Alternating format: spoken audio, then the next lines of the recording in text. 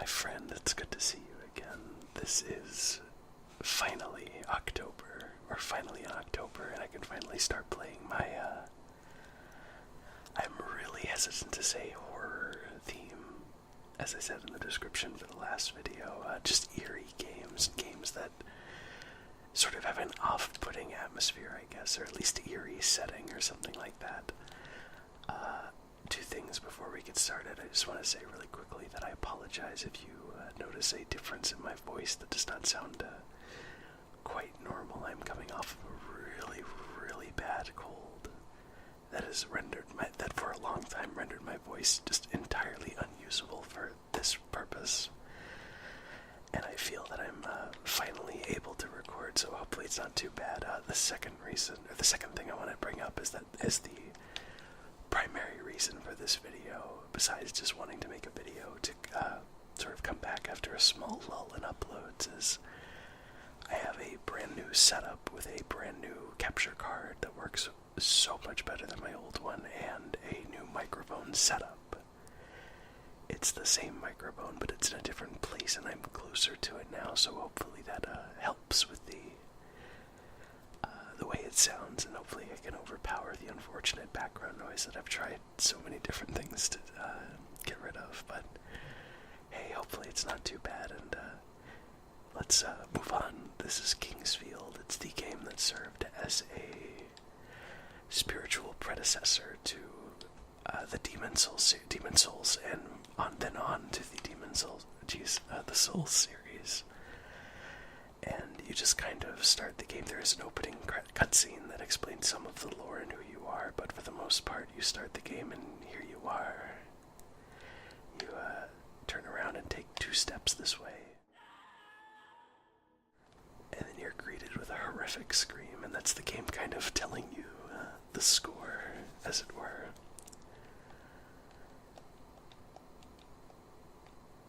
So I thought this game would be really fitting to play, just because I haven't played it in a very long time. I did complete it. Oh, whoops. Sprint is X, that's right. I did complete it a few years ago, I want to say. Yeah, definitely a few years now. And it was definitely an experience. It's a very, very challenging game.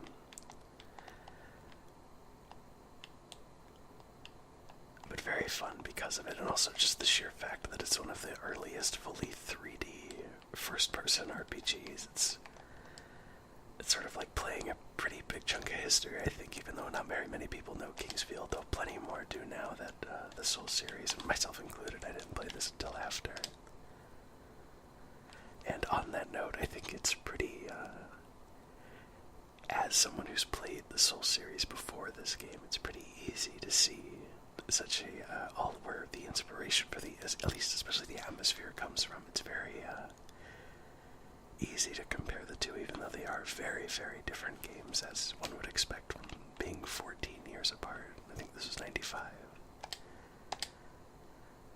So first thing I always do when I start this game is go to this tower and pick up the fire crystal, and let's try to very carefully make our way down it.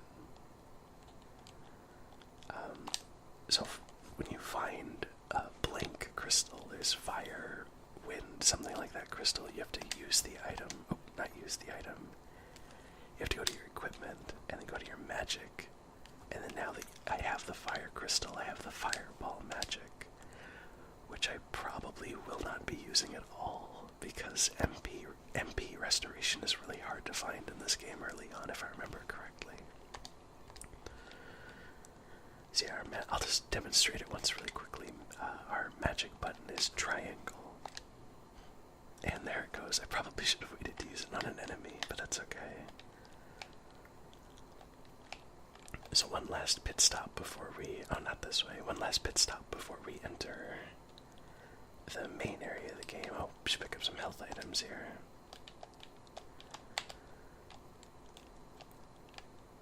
So the reason I also wanted to play this video, or play this video game, there we go, that's entirely what I wanted to say. Do this video. A while back I uploaded a video called The Beginning, or First 20 Minutes of Shadow Tower. And so I don't know, I keep doing that to Sprint.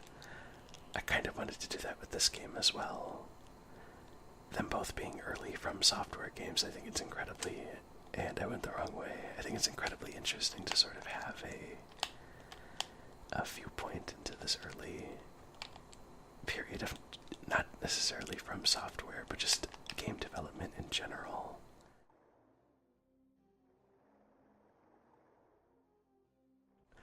Does not mean I am good at the game, though, as you are seeing now.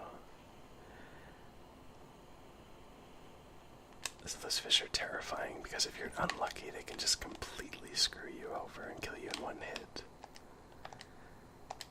So there's a chest piece, should be good for our defense at first.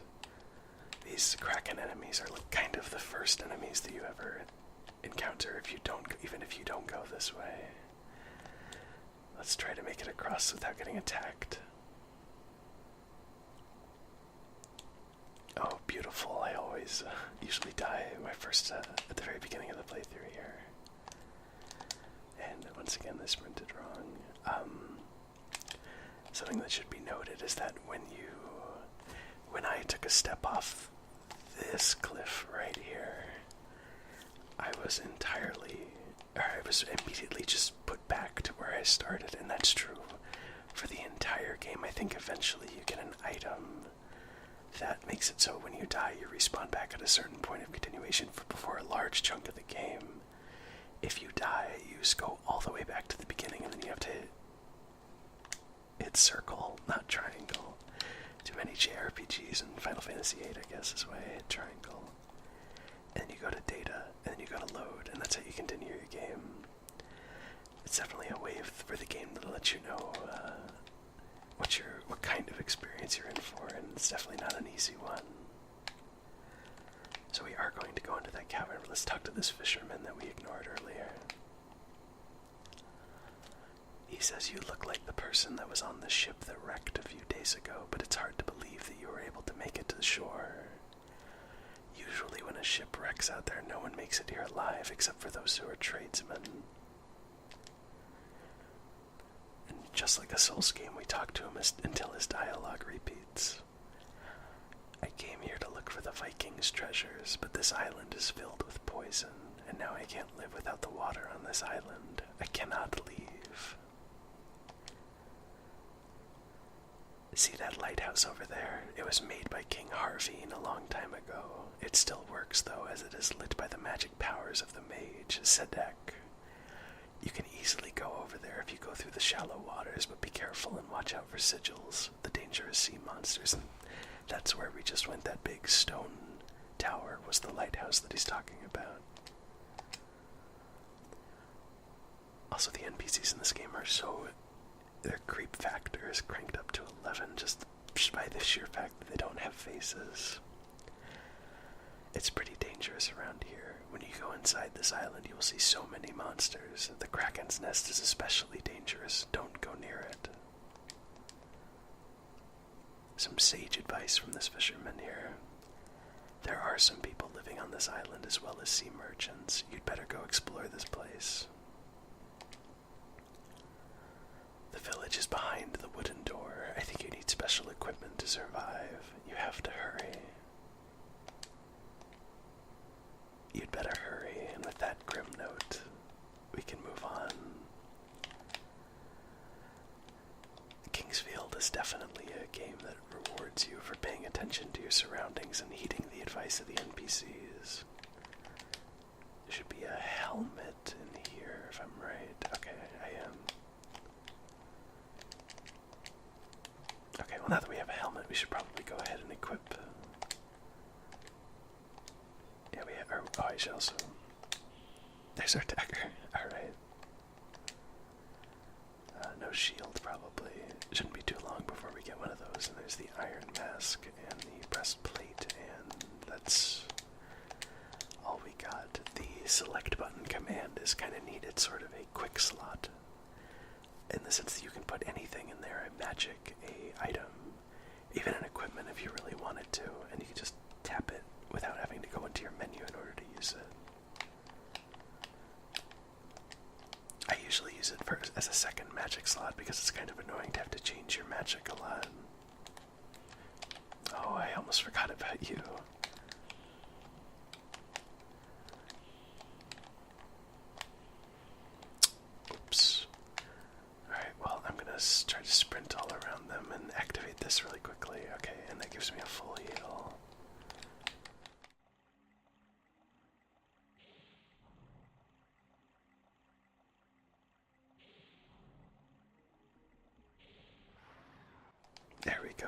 our first victory, 19 gold and another healing herb.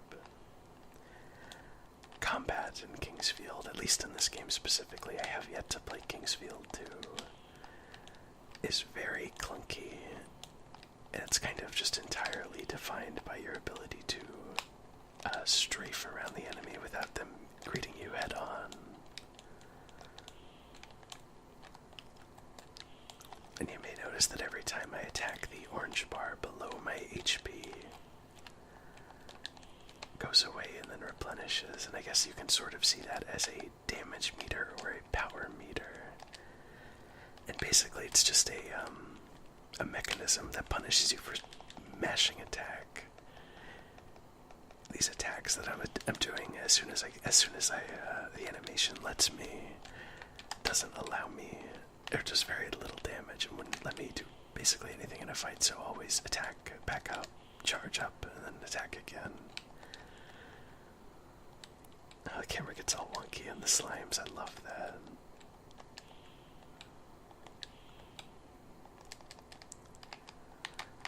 Alright, can we open this chest? No, it's locked. So there is a bit of a secret in this room, but I'm going to come back to it in a moment.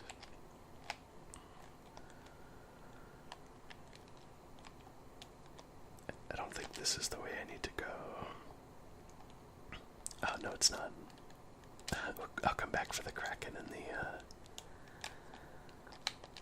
the flower enemy later. I guess more Venus flytrap looking thing.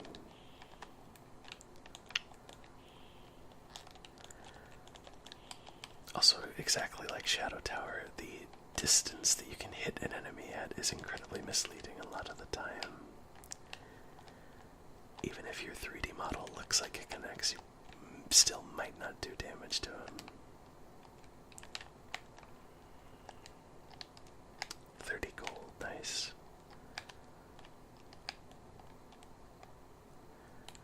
This game does have a level up system that just passively increases your stats. There isn't a whole lot of customization to it. And there we go. I could have just waited. Oh jeez. Could have just waited a few moments, and then I would have been able. That level up comment would have been able to be even more pertinent. But oh well.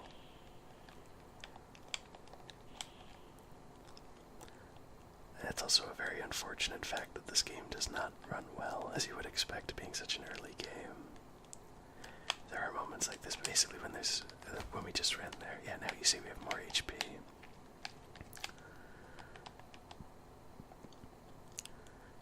But if there's an enemy on the screen or multiple enemies, you're kind of screwed as far as performance goes.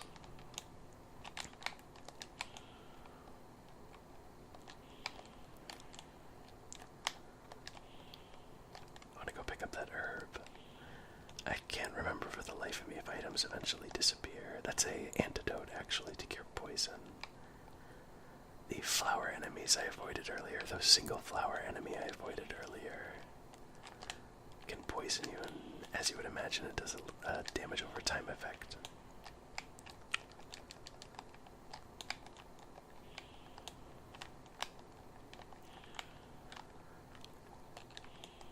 I think one of the things that surprises me the most about this game, and I'm sorry, I know I'm doing a lot of talking, it's just, and it's kind of rambly, but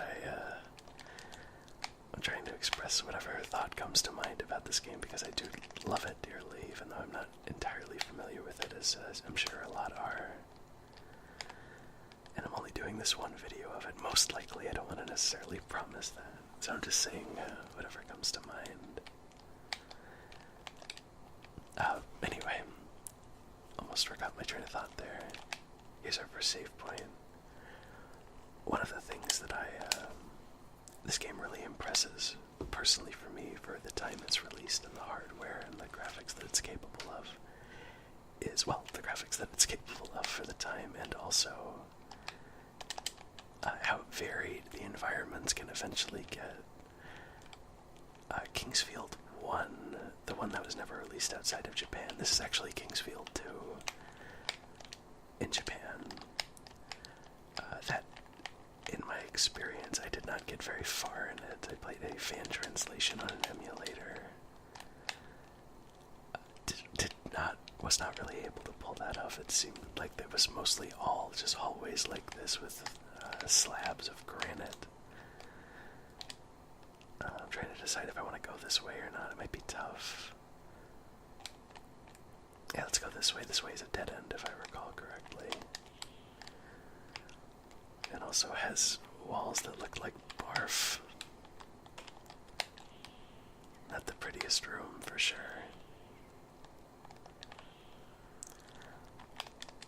And on a similar note, everything I've seen from Kingsfield 2 seems to have gone even further. Oh, I'm poisoned. That's unfortunate. There's magic for you, and here's an antidote for me. I really wish I could know what the poison chances. That was unfortunate because I was kind of cornered by the slimes as well. Kind of funneled into the attack there.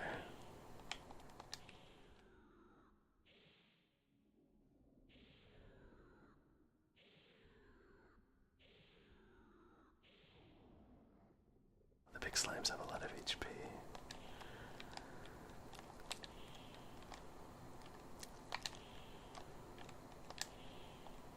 Something else is after, or as of the uploading of this video,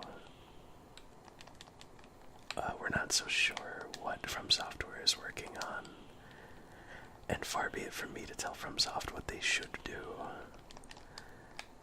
But I would love to see them, and I'm sure they're trying to distance themselves from Souls because that's all they've been doing for almost 10 years at this point. Well, not all that they've been doing, but all the RPG side of FromSoft has been doing, to my knowledge, and I would love to see them sort of do something like this again. Just considering how incredible the Soul series world building and environmental design can get, I'd love to see that in a truly immersive first-person experience. With obviously the tight combat that we know and love. What's in here? That's a crystal, and I think we can turn that into a flask. There's a ruby. I want to say with the crystal we can do something like turn it into a flask that can carry the healing water as a one-time use item for us. And then of course if we wanted to, we can go back to the water and heal it.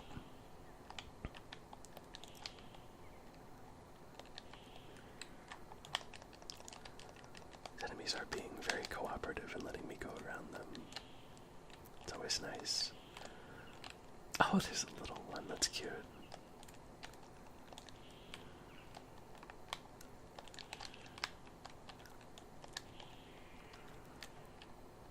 That was a close call.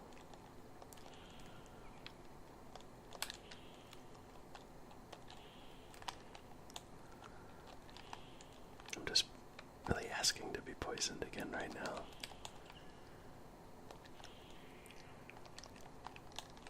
Saw some orange particles over there. I'm going to take a look at what that is in a second. Oh, that's right. It's the double-headed snake that does ranged attacks and poisons you. Oh boy. There we go. Earth herbs are surprisingly good at healing you, more than you would expect, I think. And here we've reached the dead end. The giant slug monster guards a door, but I don't really want to go that way. I'm hoping before we hit the 30-minute mark that I'll be able to find an NPC, maybe not necessarily a town, but at least an NPC that we can talk to.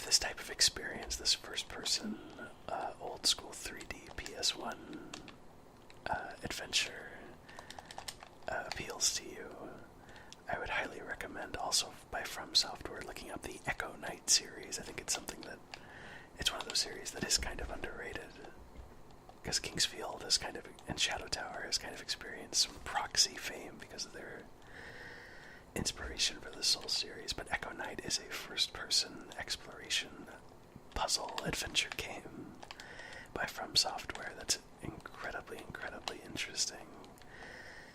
And if you could get your hands on it to play, I'd highly recommend it. Here's a false wall with a scary skeleton that attacks really fast and always ends up killing me most of the time. Just like Shadow Tower.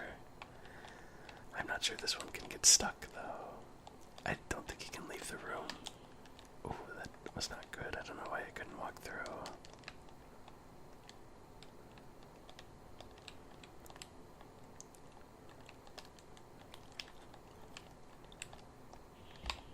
I'm asking for death now.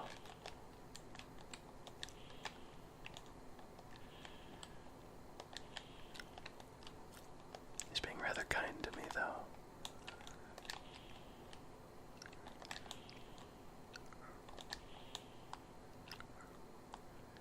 He's fast, though.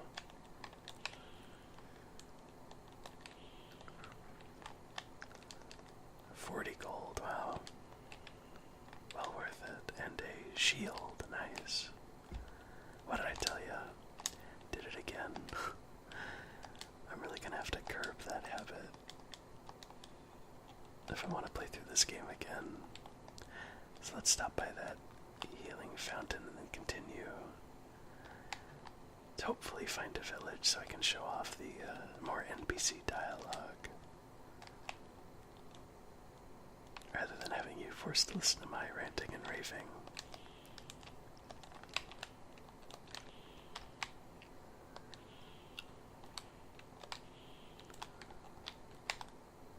Oh, these ones seem really big.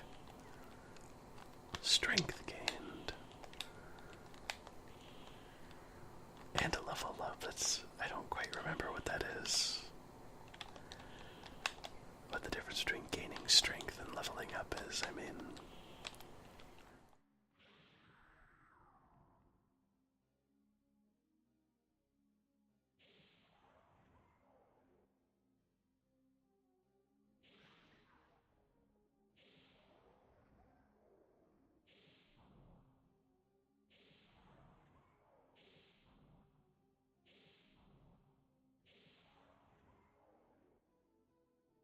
There he goes, didn't even get a chance.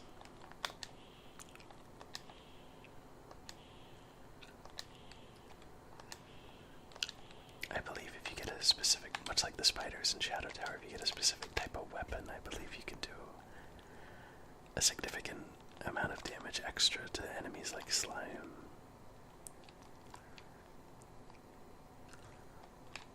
Is this the town? Oh, listen to this song.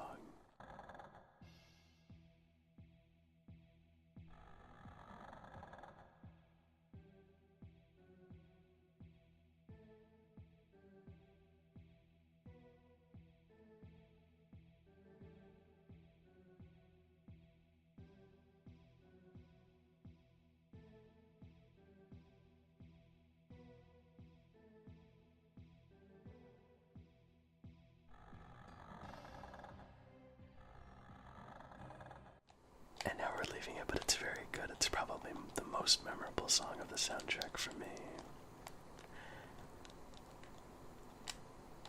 What is... oh, that was strange. Okay, that's not the way I wanted to go. I was running a little too fast for the game to load there. I want to say this is something that looks... this path is something that looks like a residential... oh no, it's another dead end. Unfortunately, the draw distance due to the hardware limitations is very low, but we do get to see this waterfall, and I think it's a really, really neat set piece. Along with that scary stationary bug creature, who I think is supposed to be flying around.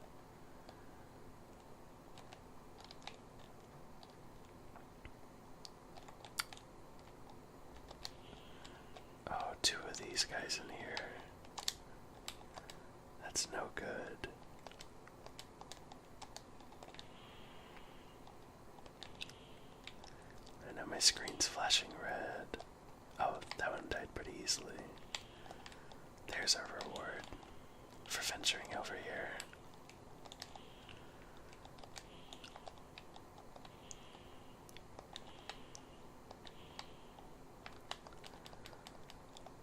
It's obviously not as in-depth as the Soul series and even other games at the time, but I do appreciate that despite being very video gamey, you have stuff like this where it says the King of Winds, King Harvey III, had started to construct his castle here, and everything the fishermen said. Basically, I'm just trying to say that I'm glad that there was an attempt to make lore for this game. This is a crystal flask that we can put water into, and this is locked, I think, yep. And this is the wind crystal, I'm guessing just because it's green.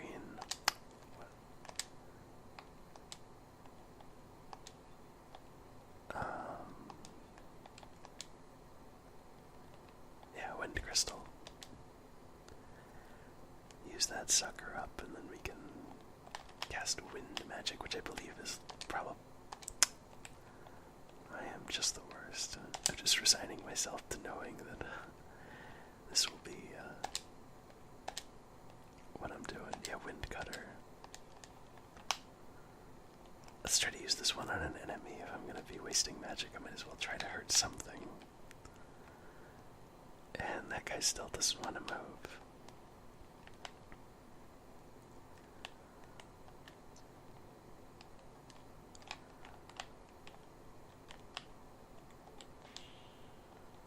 So yeah, it's just... it is a sort of wind blade, and as you see, magic and strength have their own meter, meaning that you can use both in tandem to deal a lot of damage, and it's definitely a little bit more efficient to do both strength, or do both a physical and magic focus in this game. But like I said, MP regen or refreshment is super hard to come by early on. I can't remember which way the town is, but this guy's looking real menacing. We're gonna hit this switch and extend the bridge. Let's see if we can't get him.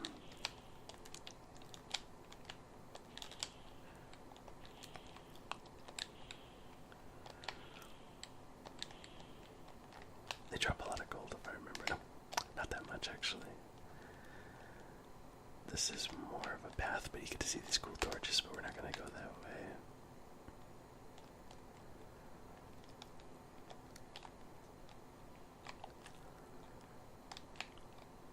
This seems familiar. I bet you this is the town, the entrance to the South Village. Perfect.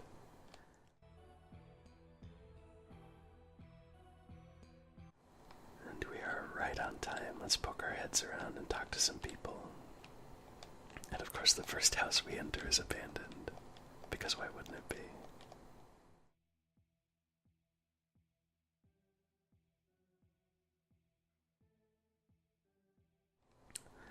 Wait, we should probably see this fellow's name before we barge into his house. Oh, I thought he might have had a nameplate, but I guess not.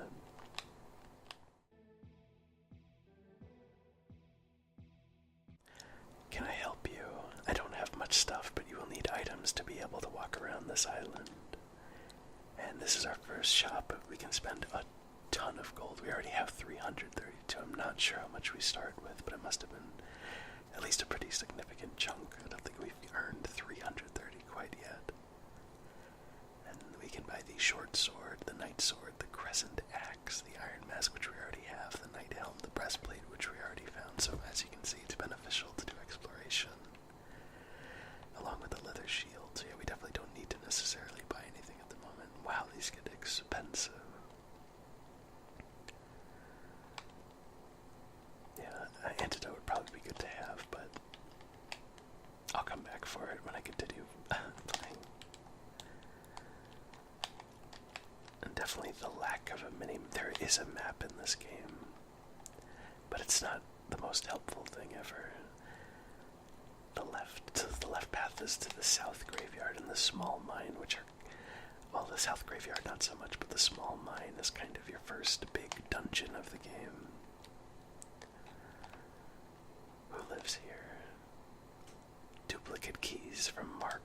aside, the NPC names in this game are really silly. But in such a silly way, they're also very interesting and unique, too. Treasure hunting. There are many treasures that were hidden by kings and mages on this island. The treasure boxes and the doors are all locked, but I can make you any kind of key. And we can spend a small fortune or a large fortune on the gold key, the silver key, and the magician's key. I want to say that all of these you're able to find in the game, and then you can go down to copy and have him make a copy for you in case this one type of key opens up multiple doors. Are we able to talk to him?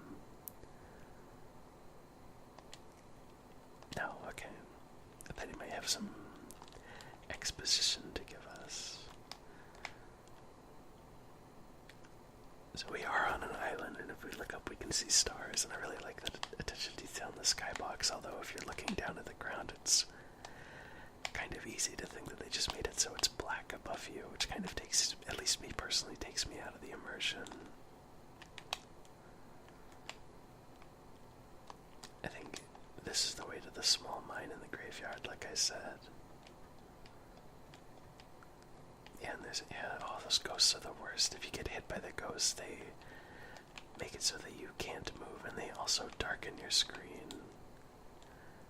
And also they're very sad, just look at them. Yeah, here's the graveyard. I think there's one last NPC we can talk to, before I'm gonna say goodbye. This scary man with a beard. I've never seen you around here. You must be one of the soldiers looking for Necron. He is terribly strong. I was with him for a long time, but now I am hiding from him. Necron soldiers don't stop fighting until they die. They have lost their souls and their minds. I'm very afraid of them. I can't stay on this island anymore. It's so dangerous. I really need the item which would help me to get off this island. If you bring it to me, I will give you something special. Very clear, cut and dry instructions. And here they are. I need the figure of Seath known amongst the elves. If you bring it to me, I will give you the moon gate. And I kind of wanted to get to this before I end it off, just because I think it's so cool that they were willing to bring back. It's okay, I will admit, they're not the same creature.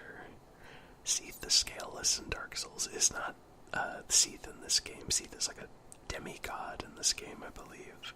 Which I guess, depending on your interpretations of the dragons in Dark Souls, you might agree, or there's some debate there, but yeah. Just like, and also, obviously this is where the Moonlight Greatsword in the Soul series comes as well, so I just love these direct references and connections that they brought over, and I also really love the fact that you were willing to sit here and watch this with me as I play through it, so thank you so much for watching, and there will be another eerie, creepy style game coming soon, hopefully one where I'm not rambling as much, but anyway, thank you so much, and take care of yourself. Bye.